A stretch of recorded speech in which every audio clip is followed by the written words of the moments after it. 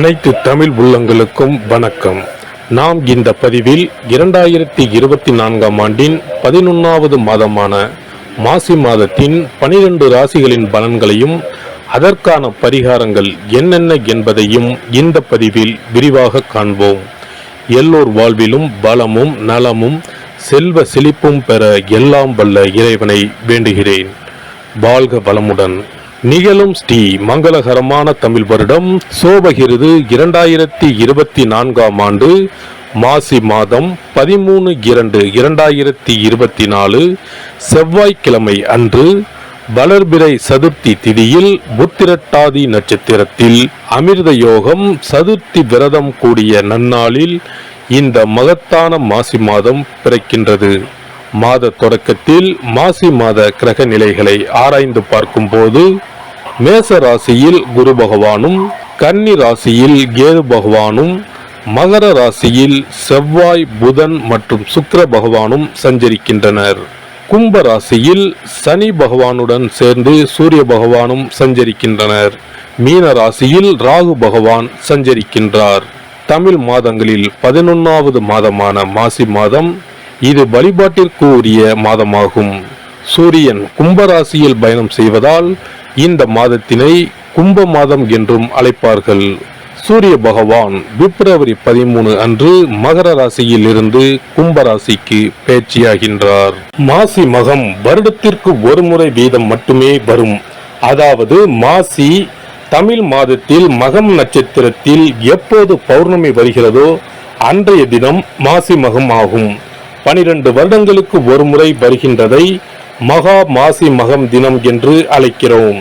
இது கும்பகோணம் கும்பேஸ்வரர் கோவிலில் வெகு விமர்சையாக நடைபெறும். அதேபோல் திருக்கோஷ்டியூர் பெருமாள் கோவிலிலும் இந்த திருவிழாக்கள் வருடத்தில் ஒரு முறை வருகிற மாசி மகத்தில் நடைபெறும். இந்த நாள் எதற்காக நாம் கொண்டாடுகிறோம் என்றால், நமது பாவங்களை போக்கவும், பித்ருக்களை வேண்டுவதற்கும், தோஷங்களை போக்கவும் மற்றும் மகப்பேறு கிடைக்கவும் நாம் கொண்டாடுகின்றோம். அனைத்து வருடங்களிலும் ஒரே மாதிரி தேதிகள் வராது. வருடா வருடம் தேதிகள் மாறும். கங்கை, காவிரி போன்ற நதிக்கரைகளில் புனித நீராடி நாம் முன்பின் செய்த பாவங்களை போக்கலாம். அதே சமயத்தில் புனித ஸ்தலங்களுக்கு இந்த நாளில் நாம் செல்வதன் மூலம் இறைவன் அருள் பெறலாம். இந்த நாளில் நாம் அருள்மிகு சிவபெருமான், முருகப்பெருமான், அம்பிகை மற்றும் பித்ருக்களை வணங்கி அருள் பெறலாம். நதிக்கரைகள், கடல்கள், குளங்களுக்கு செல்ல முடியாதவர்கள் உங்கள் வீட்டில் உள்ள தண்ணீரை புனித நீரென நினைத்து கொண்டு நீராடலாம். ஆங்கில மாதம் மார்ச் 5 இரவு 9:30 மணிக்கு ஆரம்பித்து மார்ச் 7 விடியற்காலை 12:05 மாசி மகம் முடிவடைகிறது.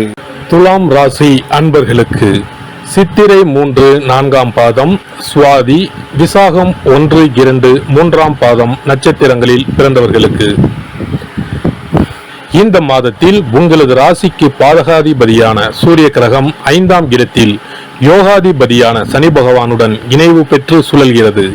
அடுத்த மாதத்தில் ருணரோக சத்ருஸ்தானமான 6ஆம் இடத்திற்கு வந்து ராகுவுடன் இணைந்து சஞ்சாரம் செய்ய போகிறது. இதனால் அதற்கு முன்பாகவே அனைத்து நன்மைகளும் நடந்து முடியும். குரு பகவான் வலிமையுடன் 7ஆம் இடத்தில் நிற்கிறார். ராசிக்கு 12இல் கேது கிரகம் அமர்ந்திருக்கிறது.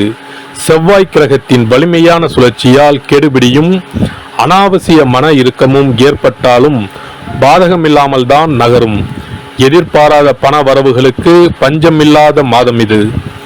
மாதம் துவங்குவதற்கு முன்பே எதிர்கால உயர்வுக்கான சாதக செய்தி ஒன்றும் இனிமையுடன் வந்திருக்கும். இனிமேல் எந்த விஷயத்திற்காகவும் இடையூறு, பாதகம் பெரிதாக ஏற்படாது. குடும்ப விஷயங்களிலும் நன்மை தொடரும். எதிர்ப்பு, போட்டி, எதிரி விஷயங்கள் கட்டுக்குள்ளேயே இருக்கும்.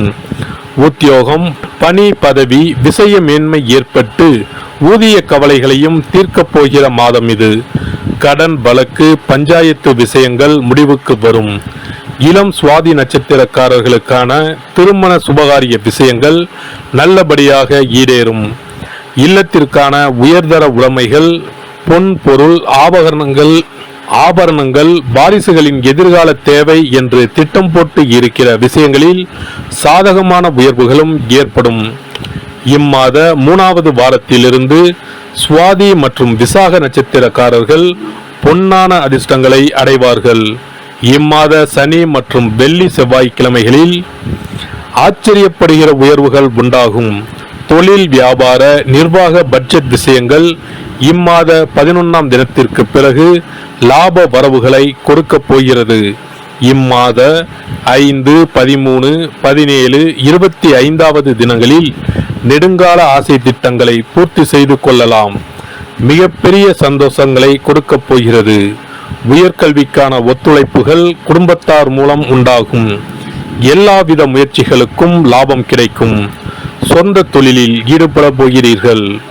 பெரிய பதவி, பொறுப்பு வாய்க்கப் போகிறது. வியாபாரிகளுக்கு சென்ற சுமார் 1 வருடத்திற்கு மேலாகவே பின்னடைவையே கண்டு வந்த இத்துறையினருக்கு உலகளாவிய சந்தை நிலவரம் மிகவும் அனுகூலமாக மாறி வருகிறது. இந்த மாதம் நம்பிக்கை ஊட்டும் மாதமாகும்.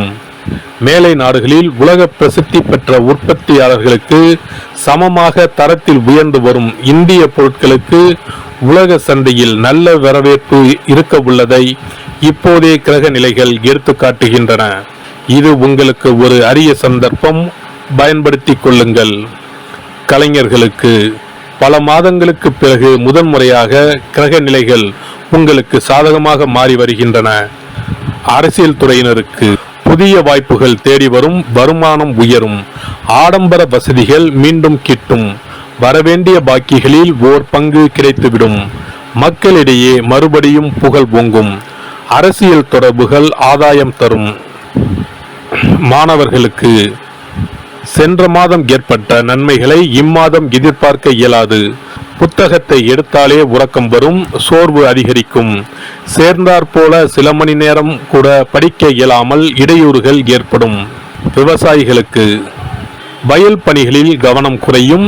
கால்நடைகளினால் பண விரயம் ஆகும். அண்டை நிலத்தாரோடு பகை உணர்ச்சி மேலிடும். மருத்துவ செலவுகள் ஏற்பட்டாலும் சமாளித்து விடுவீர்கள்.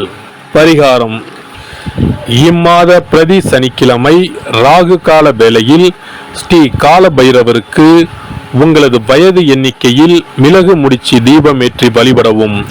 தொடர்ந்து நவக்கிரக சனீஸ்வரரையும் வழிபடவும்.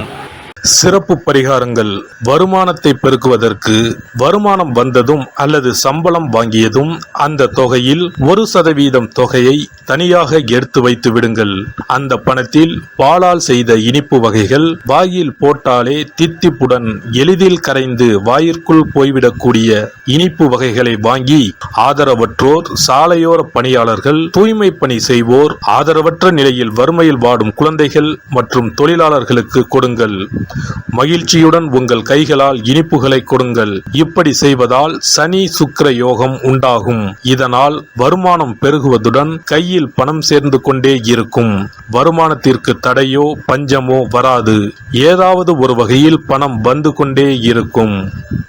இது தவிர மாத சம்பளம் வாங்கியதும் அல்லது கைக்கு வருமானம் வரும்போது ஒவ்வொரு மாதமும் முதல் செலவாக வீட்டிற்கு கல்லுப்பு, ஊறுகாய் போன்றவற்றை வாங்கி வைக்கவும். கல்லுப்பு, ஊறுகாய் போன்றவை மகாலட்சுமிக்கு மிகவும் விருப்பமான ஒன்று. இந்த பொருட்கள் வீட்டில் இருந்தால் மகாலட்சுமியின் அருள் வீட்டில் இருந்து கொண்டே இருக்கும். எந்த காரணத்திற்காகவும் இந்த பொருட்களை தானமாகவோ கடனாகவோ கொடுக்க கூடாது.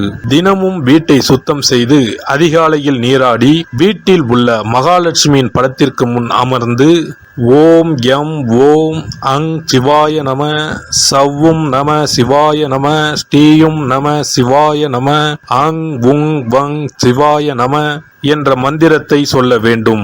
இந்த மந்திரத்தை தினமும் சொல்லி வந்தால் பணம் வீணாக விரயமாகாமல் பணம் சேர்ந்து கொண்டே இருக்கும். வாழ்க வளமுடன். இந்த வீடியோ உங்களுக்கு பிடிச்சிருந்தா லைக் பண்ணுங்க, ஷேர் பண்ணுங்க அண்ட் சப்ஸ்கிரைப் பண்ணுங்க. பக்கத்துல இருக்க பெல் ஐகானை கிளிக் பண்ணுங்க. நன்றி, வணக்கம், வாழ்க வளமுடன்.